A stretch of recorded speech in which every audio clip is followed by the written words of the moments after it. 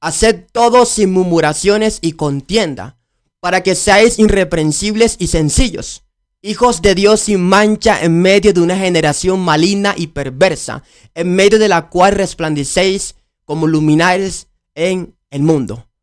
Padre mío, te damos gracias por tu palabra. Solamente tú eres grande y hacedor de maravillas. Te pido, Padre, que le hables al oyente. Te pido que le hables conforme a su necesidad. Te pedimos, Padre, en el nombre de Jesús, aquel hombre que murió en la cruz y le levantaste de entre los muertos al tercer día por tu Santo Espíritu. Y conforme está escrito que tus santos hombres hablaron siendo inspirados por el Espíritu Santo, y te pido, Padre, que hables a través de tu Espíritu Santo, a través de este siervo. Te lo pido, Padre, en el nombre de Jesús, creyendo que a ti están sujetos principados, potestades, y que todas las cosas fueron creadas por medio de ti y para ti. En el nombre de Jesús. Amén y amén. Estamos en el contexto bíblico, acá en el libro de Filipenses, o la carta a los Filipenses, en capítulo 2, versículo 12, que tiene como título Luminares del mundo. Y comienza el apóstol Pablo diciendo a los filipenses: por tanto, amados míos, como siempre habéis obedecido, no con mi presencia, sino con mucho más ahora en mi ausencia, ocupaos en vuestra salvación con temor y con temblor, porque Dios es el que en vosotros produce así el querer como el hacer, por su buena voluntad. Acabo de leer versículo 12 y versículo 13. Lo interesante aquí es que vemos cómo el apóstol Pablo se dirige a ellos diciendo: ocúpense en su salvación con temor y con temblor, a pesar de que yo no esté o si esté.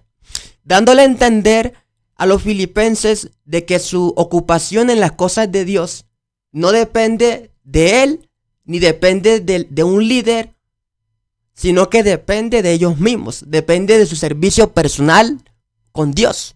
Y es lo interesante. Ahora, entonces, después Pablo, esto nos lleva al inicio del video, cuando él dice: haced todo sin murmuraciones.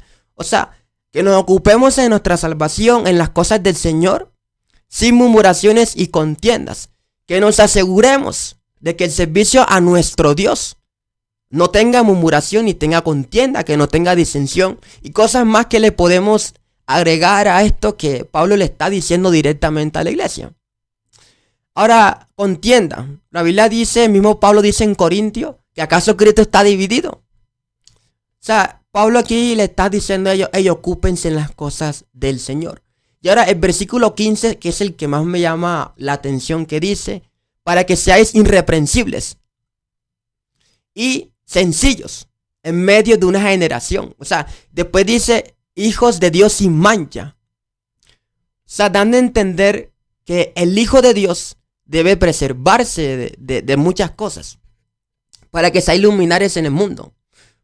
Entonces, con esto nosotros podemos decir: el Hijo de Dios debe andar sin mancha delante de una generación maligna y perversa, siendo ejemplo así para todos aquellos que no se les ha sido revelado el Mesías por medio del Espíritu Santo, conforme a mi anhelo y mi esperanza de que nada será avergonzado. Antes bien, como siempre, será magnificado Cristo en mi cuerpo, o sea por vida o sea por muerte, porque para mí el vivir es Cristo y morir es ganancia. Porque es bueno que padezcáis por causa del bien, si la voluntad de Dios así lo quiere, que padezcáis por las cosas malas. Y con esto podemos decir: el Hijo de Dios no debe padecer por causa del pecado, sino por causa de Cristo. Y si es la voluntad de Dios que aquel que ha sido justificado por medio de la sangre del Cordero magnifica al Cristo resucitado en su cuerpo por muerte, que así sea. Dándonos a entender todo esto, que aunque el Hijo de Dios le cueste preservarse sin mancha en toda esta generación, y aunque le cueste mucho, aunque le toque magnificar a Cristo en su cuerpo por muerte, dando a entender que debe morir si es posible, si es la voluntad de Dios, que así sea. Ahora, el cristiano en estos tiempos tiene que ser un ejemplo en una generación tan corrompida. Tiene que ser ejemplo en un mundo tan contaminado. Tiene que ser ejemplo siendo un buen hijo de Dios sin mancha. O sea, cuando se refiere a mancha, es sin pecado. Y esto nos lleva a que la iglesia debe de estar sin mancha, sin arrugas para prepararse para recibir al Señor. Nosotros podemos ver en el libro de Esther que el eunuco prepara a Esther para prepararse, para presentarse delante de reyes. Es el Espíritu Santo en estos tiempos. Es aquel que nos prepara delante del Cordero para recibirlo algún día. Seremos renovados y nuestros cuerpos serán semejantes en su gloria a Él.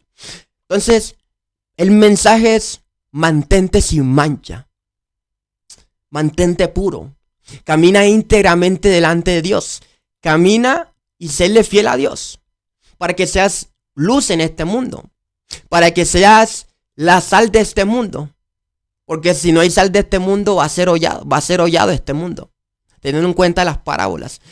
Y mire que la palabra dice que ninguno que tenga una lámpara lo pone debajo de la mesa, sino arriba.